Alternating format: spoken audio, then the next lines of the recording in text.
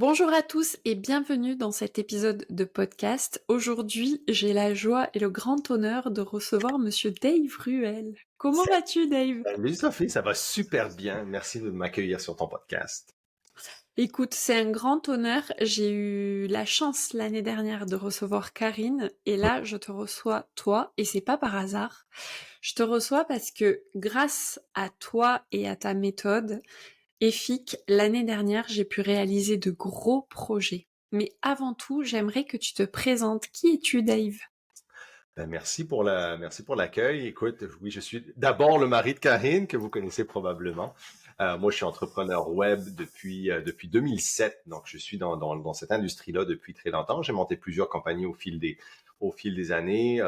J'en ai vendu 3 de ces compagnies-là. Et depuis 2017 à peu près, je focus majoritairement mes activités sur l'accompagnement, le coaching, la conférence aussi. Mhm. Et j'ai écrit un livre qui s'appelle Done by Noon, en un outil que tu utilises la méthodologie EFIC et le planificateur EFIC ici pour outiller les entrepreneurs. Et voilà, donc je suis avant tout un entrepreneur qui a eu besoin de s'organiser, qui a eu besoin de se structurer dans son processus et puis qui a, par la force des choses, partagé cette méthodologie-là avec les autres. Oui, alors je suis sûre que ça va parler à beaucoup de personnes autour de nous, notamment beaucoup d'entrepreneurs, parce que quand on a 1000 idées à la minute, ça devient parfois difficile et même handicapant d'avancer dans son processus d'entreprise, et on finit toujours par se dire mais c'est pas possible, pourquoi j'y arrive pas? On se décourage, alors qu'il suffit de planifier. C'est quoi la première expérience qui t'a fait dire, est-ce qu'il y a eu quelque chose de douloureux dans ton expérience d'entrepreneur qui t'a fait dire, là, je vais clairement avoir besoin d'une structure. Ouais. Ben, moi, ça a commencé avant mon parcours entrepreneurial. Moi, dans mon parcours académique, ça a été assez chaotique. Quand j'étais jeune, j'étais pas nécessairement l'élève qui aimait le plus l'école, pour la raison très simple que je suis un entrepreneur jusqu'à la moelle et j'ai un petit hamster aussi qui trotte dans la tête rapidement, comme la majorité des entrepreneurs. Je pense que les entrepreneurs ici vont se reconnaître. Et moi, ça m'a pris à mon adolescence un système pour me structurer. Ce système-là, bien, c'était l'entraînement physique. Tu sais, j'ai commencé à Mhm. m'entraîner et c'est devenu une passion pour moi, l'entraînement physique. Je me suis entraîné, j'ai fait du culturisme aussi amateur pendant plusieurs années. Et ça, ben, pour ceux qui se sont entraînés sérieusement, savent que ça prend une discipline, ça prend une constance, ça Mm. prend une structure, ça prend un ordre des choses, ça prend une nutrition très très stricte, ça prend un régime d'entraînement très strict. Donc, ça m'a permis réellement de me structurer en tant qu'être humain. Mm. Et là, ben, tu sais, quand tu t'entraînes, ben, oui, tu te fixes des objectifs, mais ensuite, ces objectifs-là, eh bien, nous, comme on dit ici, il faut que les bottines suivent les babines, c'est-à-dire que Mm. il y a beau de faire des objectifs, maintenant, il faut les accomplir, et donc, ça te prend une structure. Donc, tu sais, généralement, dans l'entraînement physique, on travaille avec des cycles de 90 jours, on va dire, OK, bon, pendant 90 jours, on va mettre le focus sur tel résultat, tel projet, et ensuite on va briser sa semaine sur la journée numéro 1, on va faire telle partie du corps, journée numéro 2, on va faire telle autre partie, etc., etc. Et s'en suivent la diète avec ça, la supplémentation, etc. Donc, tu vois, il y a quand même, tu pars d'un grand objectif, tu pars d'une grande Mhm. vision, avec des objectifs, avec des actions, un plan et des actions concrètes derrière ça. Et ça a Mm. changé ma vie. Ça a changé ma vie, ok, littéralement, parce que c'est la première fois de ma vie que j'étais capable de me structurer, d'être capable d'avoir le focus, Mm. d'accomplir quelque chose qui c'est d'important pour moi, chose que je n'arrivais pas dans un système, par exemple, académique. Et ensuite, par après, je suis tombé dans la marmite entrepreneuriale et Ouais. j'en suis jamais sorti. Et donc, j'ai été forcé, parce que là, l'entrepreneuriat est aussi un sport, j'ai été forcé Mm. à adopter certaines habitudes qui étaient très, très similaires aux habitudes que j'avais adoptées avec le culturisme et que j'ai mis que j'ai mis en pratique pour moi, avant tout. Et c'est en 2016 que j'ai commencé à suivre des entrepreneurs, à coacher, à mentorer. Et en 2016, je me suis rendu compte que, à partir de là, que tous les entrepreneurs ont le même problème. Mm. Et c'est ce problème-là que j'avais résolu pour moi. Et j'ai commencé à partager cette méthodologie-là que j'avais faite pour moi. Et j'ai dû lui trouver un nom, cette méthodologie-là, parce que je n'avais pas de nom. C'était celle que j'utilisais. Et j'ai choisi de l'appeler EFIC. EFIC, c'est court pour deux mots. Efficace, mais surtout efficient. Parce que l'efficient, Mm. c'est de créer un résultat en utilisant le moins de ressources possible. Et en tant qu'entrepreneur, qu'est-ce qu'on a comme ressources qui sont périssables? Notre temps, notre énergie, notre attention. Oui, on est bien d'accord. Et ça, c'est une chose qui, moi, m'a plu beaucoup sur dans cette méthodologie. Et moi, ici, il est en blanc, je l'ai ici, il Ouais. est là. Celui-là, il est craché. Je vais en commander un autre. Ça c'est la version en anglais. La version en blanc que tu as, en français, on a seulement la version en blanc que tu as. Ouais, mais ça me va très bien. C'est très féminin, c'est très girly, j'adore. Je l'ai tout Et je l'ai fait pour Karine, la version blanche, à la demande de Karine, et finalement, il est resté. hmm, tu vois, elle continue à influencer toujours des bons choix, Karine. Ah, mais tous les jours, tous les jours. C'est excellent. Et d'ailleurs, c'est d'elle que je vais te parler parce que grâce à sa formation sur la productivité féminine, j'ai pu implémenter des choses fois 1000. Enfin, je veux dire, j'ai pu reprendre ma santé en main dans ce carnet. J'ai pu passer mon diplôme de yoga. J'ai réussi à démissionner de mon poste d'agent immobilier. Ça y est, hi-ha. Je me lance dans l'entrepreneuriat, dans le coaching à fond. Et j'ai pu aussi construire et mettre en place une toute nouvelle offre qui va sortir là au mois de février. Et j'ai réussi à faire ça seulement sur une moitié d'année, sur les 6 derniers mois de 2024. Donc, quand tu regardes ça, tu te dis, waouh, intense. Ben non, en fait. Non. Et la méthodologie sur 90 jours, elle a été encore plus significative et encore plus importante pour moi parce que j'y ai, du coup, collé la productivité féminine de Karine, qui est en relation avec notre cycle féminin. Voilà. Et donc, il y a des données de santé qui sont là-dedans et que tu peux gérer. C'est pas uniquement de l'entrepreneuriat go, go, go, productivité à fond.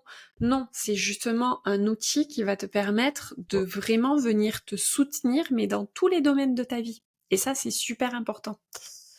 Et ma question, c'est, bon, moi je le sais puisque je l'ai fait, mais on va nous poser la question, pourquoi 90 jours? C'est que un cycle de 90 jours, c'est assez long pour te permettre d'accomplir certaines choses, des résultats concrets, okay, sans être trop long que tu ne peux pas corriger ou si tu veux pivoter au besoin. Donc, nous, quand on commence la méthodologie, on travaille toujours avec ce qu'on appelle la grande vision. C'est OK, pourquoi? Comment est-ce que tu vois ta vie? Comment est-ce que tu vois ton entreprise? C'est quoi ta grande vision pour toi? OK? Pas celle de quelqu'un d'autre, la tienne. À partir de cette vision-là, on va créer un plan annuel. Donc, on commence par une ligne directrice annuelle qu'on appelle. La ligne directrice annuelle, c'est 5 objectifs, 5 résultantes, je te dirais, de ce que tu vas faire dans l'année. Donc, on te pose la question, quelles sont les 5 choses que tu veux voir devenir une réalité dans ton quotidien dans les 12 prochains mois? Mais on sait tous que la vie et les affaires, ça évolue vite, les choses changent. Et si, tu sais, le problème qu'on a souvent, regarde pourquoi les gens ne prennent pas, ne restent pas fidèles, ne gardent jamais comment t'appelles ça, les résolutions. Ne n'ont jamais leur résolution. Ah oui, non.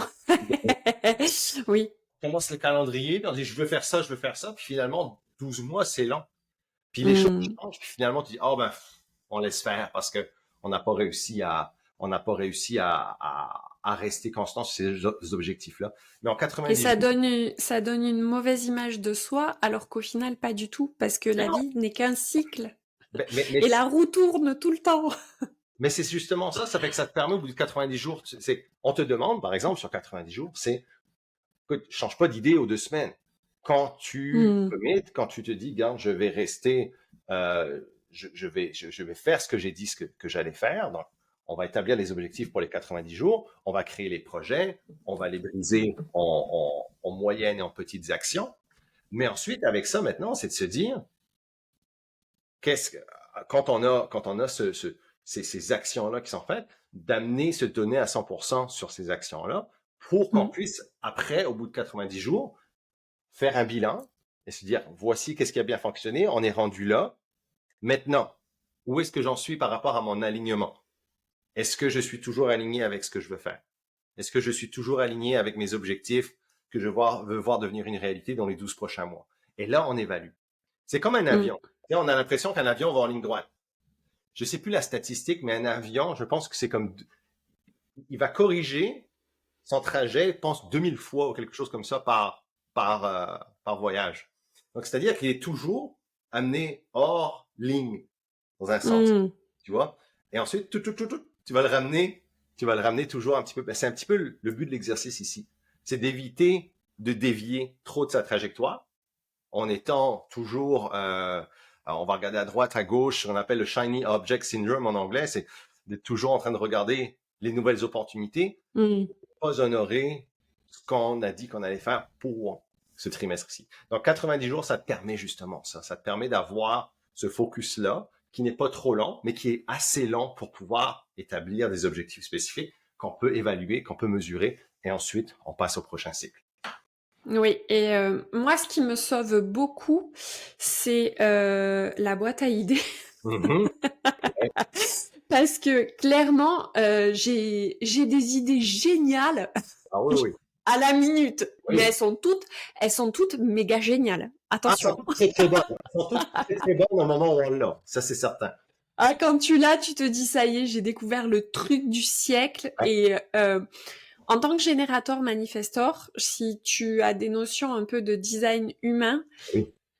c'est un défi de tous les jours, voire de toutes les demi-journées, de rester aligné sur sa trajectoire. Et moi, depuis que j'ai ça, j'ai la petite voix qui me dit note dans ta boîte à idées. Ouais. Vas-y. Et je note là-dessus. Est-ce que tu as remarqué que ta boîte à idées devient de moins en moins pleine? Oui.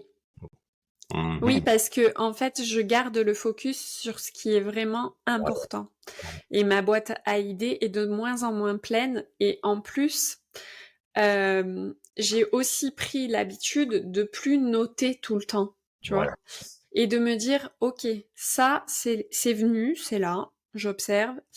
Si ça revient demain, après-demain, après-après-demain, après-après-demain, là, je vais peut-être commencer à m'y intéresser. Mais c'est clair que, et en plus, dans le monde entrepreneurial, si on est comme ça, on peut se sentir très rapidement très seul parce qu'on travaille de la maison et les personnes qui sont à la maison avec nous sont pas forcément entrepreneurs et ils commencent un petit peu à en avoir la casquette que Ouais. tu partes dans tous les sens. Donc ça sauve aussi une vie de famille, ce truc. Mais la boîte à idées, puis ce planificateur-là est fait pour le cerveau entrepreneurial parce qu'on fonctionne généralement tous de la même façon. Et un Mm. des problèmes, justement, de la dérive, c'est qu'on va avoir beaucoup plus d'idées qu'on peut réalistiquement exécuter. Et, Mm. euh, et moi, ça a été un gros, gros, gros, gros problème pour moi. Je dirais mon pic entrepreneurial, là, où tu sais, dans la fin vingtaine, là, et puis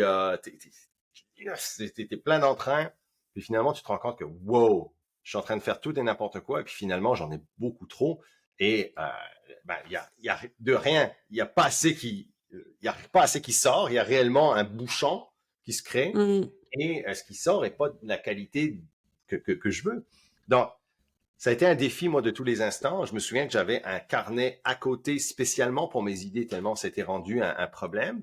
et finalement de créer cette boîte à idées-là intégrée, que à la fin de la journée, c'est une petite boîte, on écrit ses idées, et à la fin de la journée, on purge cette boîte-là. À la fin, Mm. si des fois, les choses peuvent changer, hein, tu le sais, hein. Les choses, entre Mm. l'idée que tu as eue à 11h et 11h14 le matin, et quand tu arrives à 16h48 pour purger ta boîte à idées, là, tu regardes cette idée-là, tu dis, c'était peut-être pas ma meilleure idée. Pourtant, à 11h14, elle était Ah pas oui. cette idée, tu vois? Donc, ça te permet aussi le temps de digérer, ne pas perdre du Mm. temps, d'insta-acter sur cette action-là qui finalement ne t'apportera rien. Okay? Mm. Donc, ceci dit, ça peut être une bonne idée, mais tu as, je cherche le mot en français pour commit, tu t'es engagé Mm. envers tes objectifs pour les 90 prochains jours. Donc, tu ne vas pas aller les changer. Donc, tu vas mettre cette idée-là dans la boîte à idées, ce qu'on appelle la boîte à idées maître à la fin du planificateur. Et au bout des Mm. 90 jours, tu vas réouvrir. Allez, l'idée, elle est là, elle vit là en attendant. Tu vas réouvrir. Et pour 90% de ces idées-là, tu vas te dire aussi, cette idée-là que j'avais eue il y a 9 semaines, finalement, c'était peut-être pas la meilleure idée non plus. Okay? Donc, des fois, pour te Non, c'est donner... clair. Mais tu vois, donc ça te permet de purger. Mais dans le processus, quand tu le fais pendant 1 an, 2 ans, c'est pour ça que je te posais la question si ta boîte à idées devenait de plus en plus petite. Parce que tu entraînes ton cerveau à mieux catégoriser ces idées-là, à mieux Mm. filtrer ces idées-là. Et là, tu te dis, ah, ok, j'aime ça que tu dis ça parce que, par exemple, que si l'idée revient la semaine prochaine, puis elle revient de façon récurrente, ouais, peut-être que je devrais y porter peut-être attention, ok, Mm. ou l'écrire. Mais c'est un bon filtre. Et plutôt que de dire, Ah je oui. vais l'oublier. Oui, oui, oui. Je vais oublier. Parce que, en fait, si tu as l'idée du siècle, dis-toi qu'elle va revenir. Ben, exact.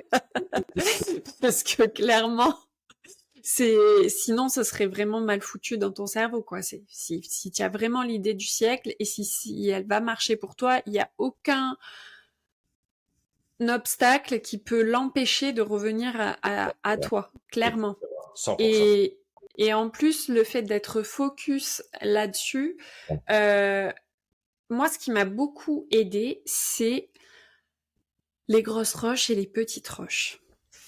Et ça a vraiment permis de donner vie, en fait, à toutes ces merveilleuses idées et à celles qu'on a mis dans la ligne directrice de l'année. Parce que clairement, des fois, tu te dis, oh, j'ai tellement envie de réaliser ça, j'ai tellement envie de le faire, mais je sais pas comment faire. Bon, ok, je mets ça. Ça, c'est mon gros objectif et j'ai dans ma bucket list et je vais mettre toutes les grosses et les petites roches que je dois faire. Voilà. Et le truc de venir séparer en grosses roches et en petites roches, est-ce que tu peux... Moi, je vais l'expliquer à ma façon, c'est-à-dire que tu as un projet, il te faut 4 grosses étapes pour le réaliser, mais dans tes 4 grosses étapes, tu as encore des sous-étapes. Voilà. Et si tu sous-estimes ces sous-étapes, c'est là que tu vas pas être efficace et efficient.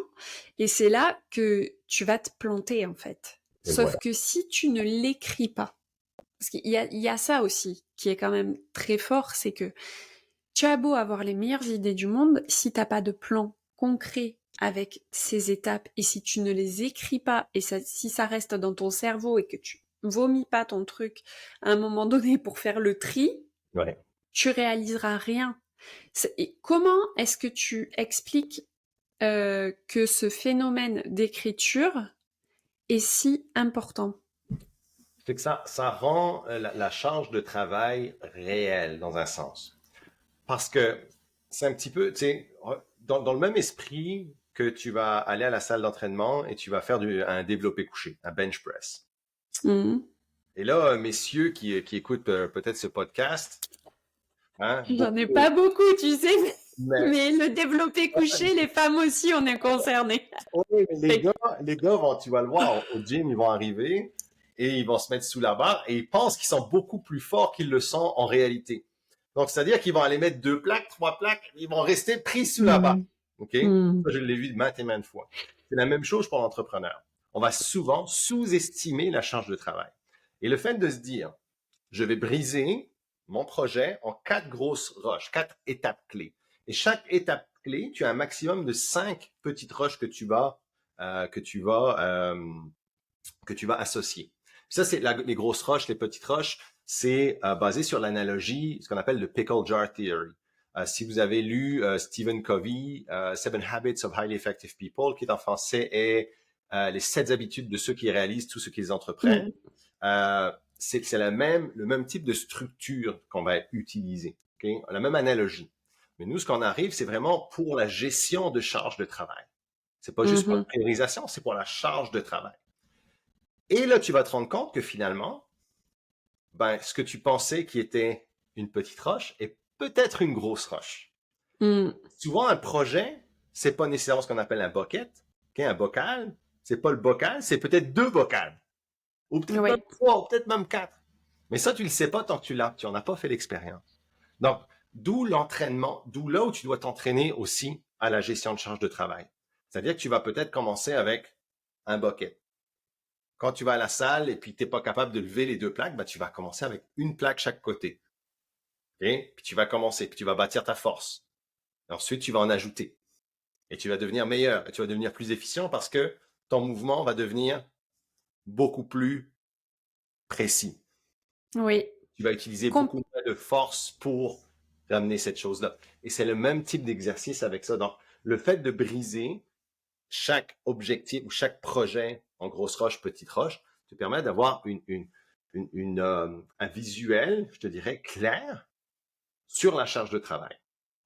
Oui, et ça, c'est très puissant et ça ajoute une toute autre dimension, c'est celle du fait de déléguer. Une fois que tu as placé toutes tes grosses roches, tes petites roches, toutes tes actions et tout ça, une fois que tu as vraiment expérimenté, là, tu as la méthode pour te dire, ok, alors ça m'a pris du temps, j'ai utilisé tel processus, je veux que ce soit fait comme ça, comme ça, comme ça et comme ça. Et tu es capable du coup de déléguer beaucoup plus facilement parce que tu as la méthode et tu sais ce que tu attends exactement et quel résultat tu veux que ça donne. Donc, la personne à qui tu vas déléguer, elle a une feuille de route et elle va pas pouvoir se tromper. Et ça, c'est quand même assez cool. Parce que au départ, dans ta vie d'entrepreneur, tu y vas piano, ou comme on dit chez nous en Corse, et tu fais tout. Et à un moment, tu ne peux plus tout faire parce que tu grandis et forcément, il y a forcément un moment où tu vas avoir besoin de déléguer et tout est là-dedans. Et t'as pas besoin de te prendre la tête de tout recommencer à zéro. Tu trouves la personne et tu lui dis voilà moi comment j'ai fait, voilà comment j'ai envie que ça soit et voici les étapes et le résultat que je veux atteindre. Exact. C'est ça qui est intéressant dans le fait de construire quelque chose, c'est que beaucoup de roches vont devenir des routines éventuellement. C'est-à-dire que ce sont tu sais, quand on va monter un système ou un système de vente ou un système marketing dans l'entreprise, ce système doit être opéré et maintenu.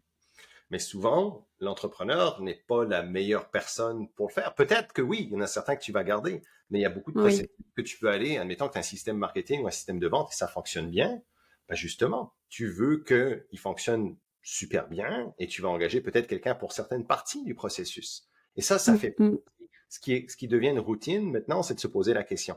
Est-ce que je suis la meilleure personne pour performer cette routine-là ou quelqu'un peut le faire mieux que moi, moins cher que mon salaire horaire, que moi je puisse ensuite réinvestir ce temps-là.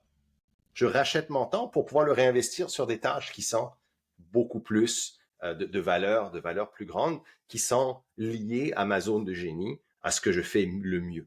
Et donc, c'est un processus qui arrive, mais comme tu le dis, c'est super important. Pourquoi les entrepreneurs souvent cessent de grandir ou d'évoluer ou de croître? Eh bien, c'est parce qu'ils font toujours la même chose et ils n'ont plus le temps d'innover dans l'entreprise. Et oui, là, complètement.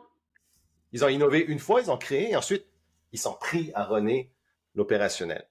Et c'est ça qui va beaucoup complètement. Et oui, complètement. Il y a beaucoup d'entrepreneurs qui laissent tomber et il y a beaucoup de podcasts qui tombent à l'eau justement à cause de ça. Voilà. parce qu'on on minimise l'impact de tout ce qu'il y a à faire en dessous du podcast. Il n'y a Oui. pas que l'enregistrement, il Mhm. y a il y a planifier, il y a le mettre en ligne, il y a faire toute une logique autour des podcasts. On ne balance pas un podcast à n'importe quel moment. Tu vas pas parler de la Saint-Valentin le 25 avril, tu vois. Donc il y a véritablement des choses à faire. Et moi, je vois que ce podcast me prend un temps fou. Je l'adore, mais très clairement, dans mon EFIC, il y a des choses que, à un moment donné, je sais déjà, ça, je vais le déléguer. Le montage vidéo, je vais le déléguer. La mise en ligne, je vais la déléguer. Et moi, je serai dans ma zone de génie qui est à faire ce qu'on est en train de Et, faire là, en ce et- moment. et voilà. Et puis, il n'y a plus vraiment, tu sais, il y a plus de, il y a plus d'excuses réelles maintenant parce que les outils qui sont à la disposition de tout le monde sont là. On a la Hmm. possibilité maintenant avec le web d'avoir des outils comme Riverside, comme c'est Ocha, je crois, en France. Ouais, alors oui, oui, oui. Alors il y en a plein qui sont là-dessus et moi je suis pas du tout là-dessus. Mais, mais Moi, c'est je me suis lancée en autodidacte, j'ai trouvé Riverside, j'ai dit c'est génial et Spotify pour podcasters qui ouais, distribue partout et voilà. tu Je me vois. suis pas et Ocha, j'ai trouvé ça tellement contre-intuitif que j'ai tout de suite laissé tomber. Mais c'est ça, on a tous l'opportunité maintenant d'avoir plein d'outils à notre et de choisir ces outils-là.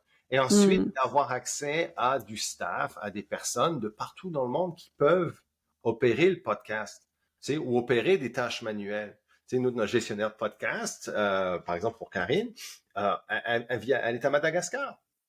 Donc, c'est une francophone qui vit à Madagascar, qui s'occupe de toutes les parties mécaniques du podcast. Okay? Donc, nous Hmm. permet de travailler avec des gens qui sont compétents de partout dans le monde. Et il y a plein de plateformes qui offrent ces services-là de sous-contractants, d'experts spécifiques là-dedans, où on peut faire à moindre coût, eh bien, toutes des tâches qui ne sont pas reliées à ce qu'on fait le mieux. Tu Hmm. vois, ton temps est mieux investi à faire des routines qui sont payantes. Tu vois, ce qu'on appelle des routines Oui, payantes, c'est des routines qui vont amener une croissance réelle dans ton entreprise pour toi. oui, oui, complètement.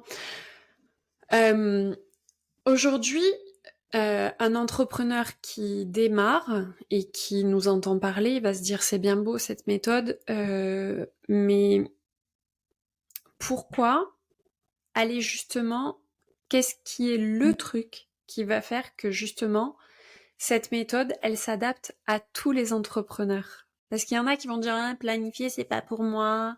Moi j'y vais au jour le jour. Je fais du slowprenariat. Ben même le slowprenariat, ça se planifie.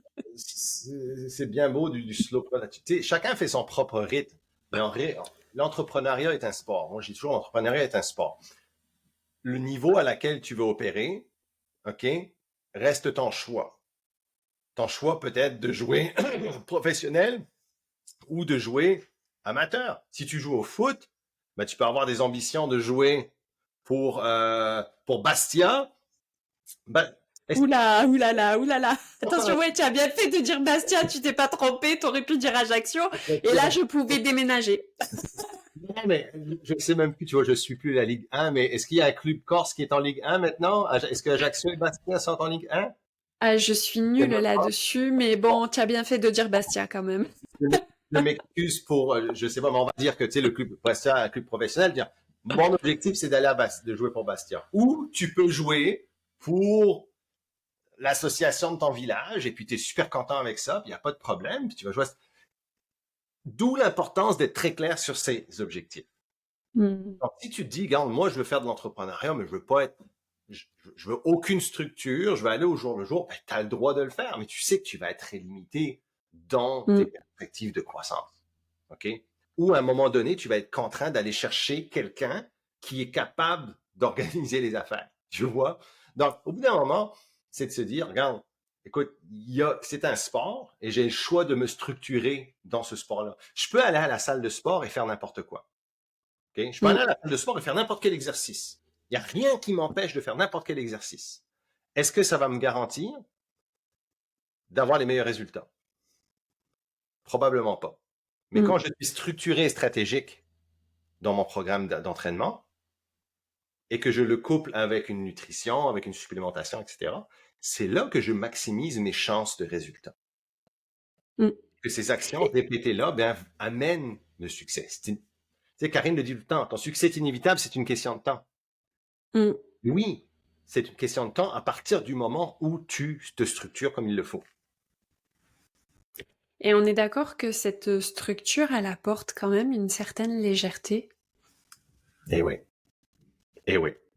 Parce que c'est ce qu'on appelle, quand on fait l'exercice, tu l'as vu, l'exercice des grosses roches et des petites roches. Et c'est grosses roches, petites roches, sable. Et quand tu mets le sable en premier, ça crée une couche de sable. Ensuite, les petites roches, et une couche de petites roches. Puis tu n'as plus de place pour les grosses roches dans ton bocal. Mmh. Mais quand tu mets tes grosses roches d'abord, tu priorises. Ensuite, tu mets tes petites roches qui rentrent entre les trous, entre les grosses roches. Ensuite, tu mets ton sable et tout le sable passe entre les petites crevasses qui sont entre les grosses roches, les petites roches. Ça te crée un bocal qui est rempli, mais dans lequel il te reste de l'espace, il te reste de l'air.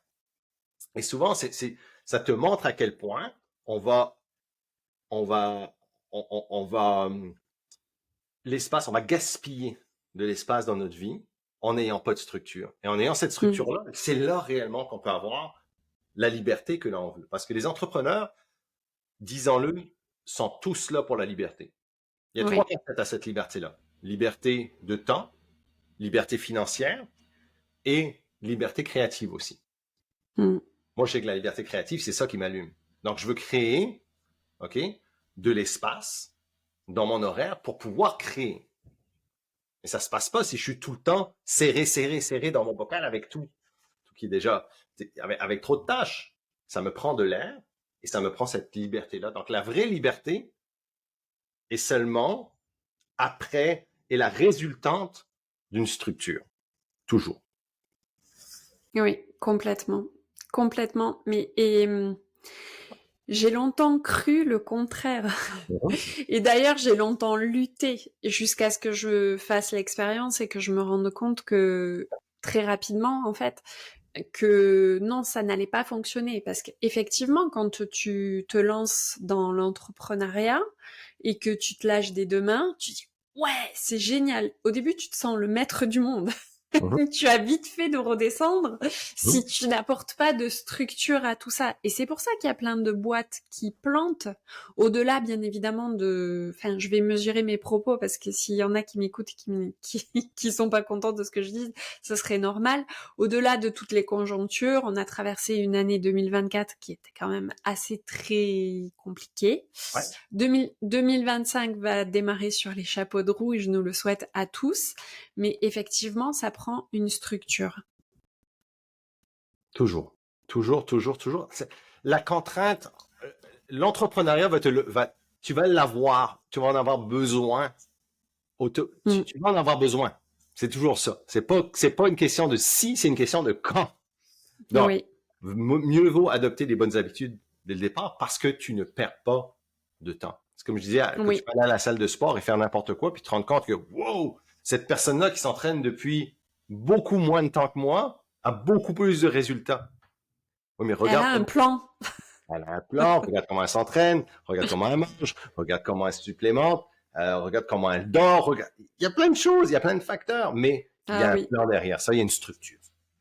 Puis oui. cette Et mais structure-là, c'est... Sophie, elle n'a pas besoin d'être ultra rigide. C'est ça que les gens aussi, quand Non. comprennent, c'est qu'on va associer structure à rigidité. Non, ben toi qui fais la méthodologie EFIC, c'est une structure qui est ultra flexible, qui te permet de l'adapter à ton contexte spécifique. Si t'es un solopreneur, tu l'adaptes à ton contexte. Si tu as une équipe de 15 personnes, tu l'adaptes à ton contexte. C'est ça qui est Mm. intéressant que j'ai voulu créer avec cette méthodologie-là. C'était quelque chose, c'était pas une boîte carrée où on est Non, serré, clairement, ouais. on peut l'adapter. Complètement. Et c'est ce qui m'a plu puisque moi, depuis que je m'intéresse au cycle féminin, un jour en écoutant tout simplement un épisode de Karine et puis après quand j'ai décidé de prendre sa formation, je me suis, c'est là que je me suis dit, ah ouais, en fait, un jour, si tu veux, il y a très longtemps, quand j'étais agent immobilier en agence immobilière, Ouais. mon patron m'a dit, punaise, Sophie, tu pourrais gagner des millions, mais tu es cyclique. Et là, je le regarde, je lui dis, tu es sérieux là? J'ai dit, à 60 ans bientôt, tu as remarqué que les femmes, elles étaient cycliques. J'ai dit, c'est fabuleux, c'est merveilleux, quoi. Est-il marié cet homme? J'ai dit, je comprends pas, tu as l'air pourtant d'aimer beaucoup les femmes et tu viens de réaliser l'affaire du siècle, les nanas sont cycliques. Ouais. Et sur le moment, si tu veux, c'est pas quelque chose qui m'a choqué plus que ça. Et avec le recul, je me suis dit, il a raison, quelque part. Ouais. C'est clair que je suis pas régulière Ouais. tout le temps, tout le temps, tout le temps. Mais Ouais. en n'étant pas régulière, je me fais des résultats d'un mec qui est régulier et qui va tous les jours faire la même chose, le même truc. Un de Donc, mes amis qui a dit ça une fois et ça m'a toujours resté. Il a dit la majorité des systèmes de productivité ont été créés par des hommes de 40 ans célibataires sans enfants. c'est pas faux. Ouais. On est bien d'accord. Mhm. On est complètement d'accord. Et c'est pour ça aussi qu'il y a plein de formations, de coachs qui te promettent de faire tes 100 clientes au bout de 3 mois et sans effort, sans rien, sans truc. Et qu'en fait, quand tu rentres dans leur système, tu te rends bien compte qu'ils ont pas ta réalité. Ben voilà. Ils ont pas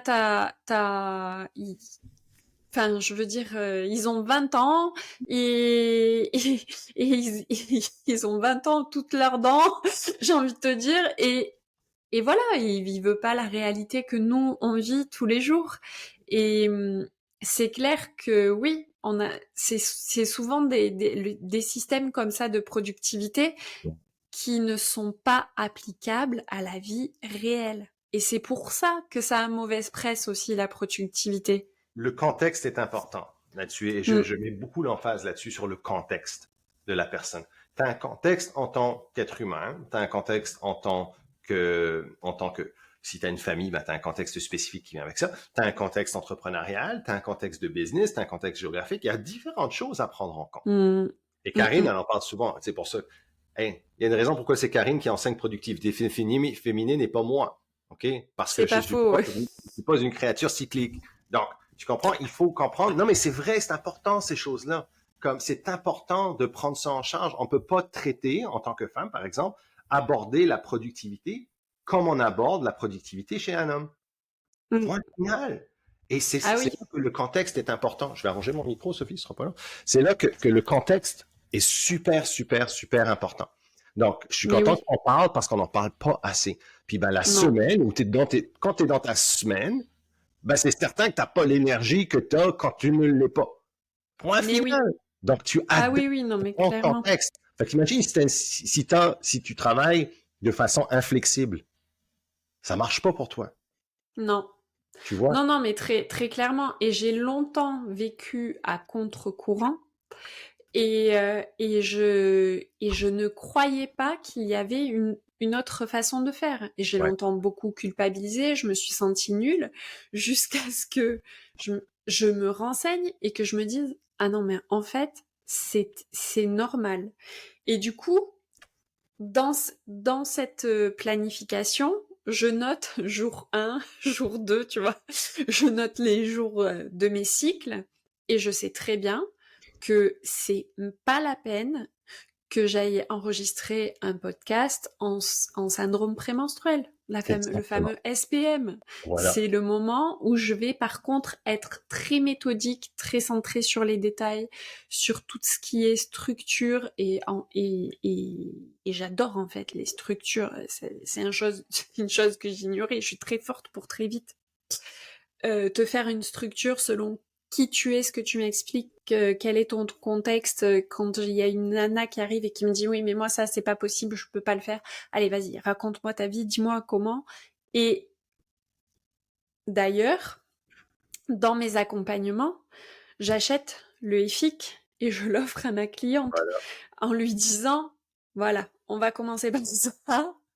Et ça les aide beaucoup. Et tout, elle me dit, ah ouais, Sophie, c'est génial. Donc, allons-y. Adoptons notre propre structure, que tu sois cyclique ou pas, que tu sois une femme ou un homme, tu as besoin de trouver ton propre moyen et il faut l'expérimenter. Et tant que tu vas pas aller expérimenter, bah, tu vas pas trouver. Et c'est pas vrai que tu dois rentrer dans un moule qui te dit lève-toi à 5h30, prends ton petit déj, brosse-toi les dents, va faire ta séance de sport. Non, on est tous différents. Moi, Exact. si tu me fais me lever à 5h30, à 4h de l'après-midi, je suis en PLS sur le sol. Je le sais. donc, donc, ce n'est pas possible pour moi. Par contre, 1 heure plus tard, c'est OK. Et j'ai besoin d'un certain temps Voilà. le matin, et c'est OK. Et ça sert à rien d'aller se flageller. Ça ne sert strictement à rien. Dave, on arrive à la fin de ce podcast. Est-ce que tu aurais un dernier conseil, un dernier tips? Et ah oui, avant que j'oublie, et je vais te la poser tout de suite ma question, quand est-ce que Done by Noon va sortir en français, s'il te plaît? Alors, je suis en train de travailler sur un nouveau livre en français qui ne va pas être l'adaptation littérale de Done by Noon, mais où je dirais beaucoup de concepts et beaucoup de stratégies qu'on partage dans Done by Noon vont être dans ce nouveau livre-là. Donc, le titre ça va s'appeler Momentum inarrêtable. Et on va parler justement, outre la productivité, on va parler de momentum, qui est important en entrepreneur. C'est-à-dire, comment est-ce qu'on amène justement ce momentum gagnant-là dans sa vie, dans ses affaires, pour pouvoir perdurer dans le temps? Parce que j'ai l'impression qu'il y a un grand message en entrepreneuriat en ce moment, ben, ça a été depuis tout le temps, où on focus trop souvent sur la stratégie ou la tactique court terme et non pas sur la longévité. Se garder un momentum, euh, rester compétitif sur le long terme. Et c'est ça qui est important dans l'entrepreneuriat pour moi. Je fais ça depuis 2007 online. J'ai commencé en ligne quand personne n'était en ligne, tu vois. Donc, et puis je suis encore là. Alors t'en vois qui vont arriver, qui vont repartir. Donc, comment est-ce que j'ai fait moi pour rester comme ça? Et c'est de garder un momentum, de garder un système, quelque chose qu'on peut garder pour le long terme, qu'on peut soutenir sur le long terme, mais qui ne soit pas pesant, qui ne soit pas trop lourd. Les problèmes, souvent, toutes les tactiques et les stratégies ou les systèmes même de productivité sont lourds. Tu veux quelque chose qui soit pas léger, mais je te dirais flexible, que l'on peut faire avec aisance sur le long terme, sans se blesser. Donc, l'importance. Donc, oui, ça s'en vient, ma chère Sophie. Le livre va paraître, j'ai pas la date officielle. Ça va venir en quelque temps en 2025, mais ça s'en vient. Bon, alors je suis bien contente. Maintenant, on va passer à ton dernier conseil. Ben, écoute, le dernier conseil, honnêtement, c'est structurez-vous. OK? Faites-vous une structure, suivez une structure simple. Okay? Structurez-vous de façon simple, de manière à pouvoir avoir des résultats qui sont durables, qui sont pérennes sur le long terme. Okay? Donc, réellement, ce serait mon tip, mon conseil principal derrière ça. OK? On n'a pas besoin d'être parfait non plus. C'est souvent, je dis action avant la perfection. Donc, c'est-à-dire c'est quand on rentre à la salle de sport, ça peut paraître intimidant au départ, mais il faut s'y mettre. Il faut commencer. Et puis oui, peut-être que notre technique va pas être la meilleure la première séance, OK? Même la première semaine ou le premier mois. Mais ça, tu vas l'acquérir au fil du temps. L'expérience, tu le fais. Et c'est ça qui est important, c'est que tu vois, puis tu l'as vu dans la méthodologie EFIC, maintenant tu connais ta charge de travail. Tu sais quelle charge de travail est adaptée à ton contexte, à ta réalité. Tu sais comment maintenant mieux gérer le petit hamster entre tes deux oreilles. Tu sais, c'est toutes des choses comme ça que tu fais qui arrivent seulement avec l'expérience, avec le fait de passer au travers la méthodologie, de l'adapter. Puis je dis toujours, tes premiers 2 cycles de 90 jours, c'est certain que tu vas être en mode découverte. Tu vas être en mode, tu vas pas atteindre tous tes objectifs. Il y a des choses que Non, tu c'est sûr. aurais dû faire. Mais c'est ça l'entrepreneuriat, c'est ça qui est intéressant. On est en mode découverte et on ajuste. Mais là, tu ajustes dans un cadre qui te permet de jouer au sport de l'entrepreneuriat de façon optimale. Puis quand tu Oui, joues à haut niveau et que tu joues avec intensité, mais avec beaucoup de plaisir, c'est là que tu libères ta réelle performance. Et une performance complètement. alignée avec ce que tu veux. En parlant de performance, j'ai regardé, hein, le Bastia et Ajaccio sont en Ligue 2 en 2024-2025. Voilà. Vous voulez faire c'est ça, c'est ça. T'étais Mais obligé de terminer là-dessus. Bastien est en avant d'Ajaccio au classement à la date où on se parle. Ah, bien évidemment. Oh mon Ah Dieu. là là. Oui, et tout ça pour dire que avoir cette structure, ça prend un temps. Ouais, Et que ce temps-là, c'est pas du temps perdu. Et plus tu vas chercher des raccourcis pour essayer de trouver des structures qui vont te convenir, plus le coût va être dur à payer. Cherche pas des raccourcis, investis tout de suite ton temps dans la création d'une structure qui te corresponde. Des raccourcis, il y en a pas. On nous en vend plein qui ouais, n'existent pas. c'est vrai. Donc, ne cherche plus de raccourcis, crée-toi ta propre structure. 100%. 100%. Dave, je te remercie énormément Merci à toi. et j'ai hâte de délivrer ce podcast qui va sortir là courant janvier en bonus Fantastique. et, et, et je te remercie du fond du cœur. Merci à toi, ma chère. Merci de m'accueillir. C'est toujours un plaisir de te parler. Maintenant, on a commencé notre relation professionnelle à travers un programme de coaching dans lequel tu as Oui, participé et tu as fait un excellent travail à toujours rester en contact avec nous, à toujours, tu sais, t'es quelqu'un qu'on aime côtoyer parce que tu es toujours de bonne humeur oui, et tu es toujours le fun à côtoyer. Donc, même si on est outre-Atlantique, on apprécie beaucoup ta fidélité envers nous et ce qu'on fait. c'est normal. Merci beaucoup. Bye. J'ai adoré enregistrer cet épisode de podcast avec Dave. Aussi, si tu veux nous mettre un avis 5 étoiles, ce sera avec grand plaisir. N'hésite pas également à partager bien évidemment ce podcast bonus avec une personne de ton entourage que tu apprécies et qui a besoin d'entendre les messages qu'on a laissés avec Dave. Belle journée à toi!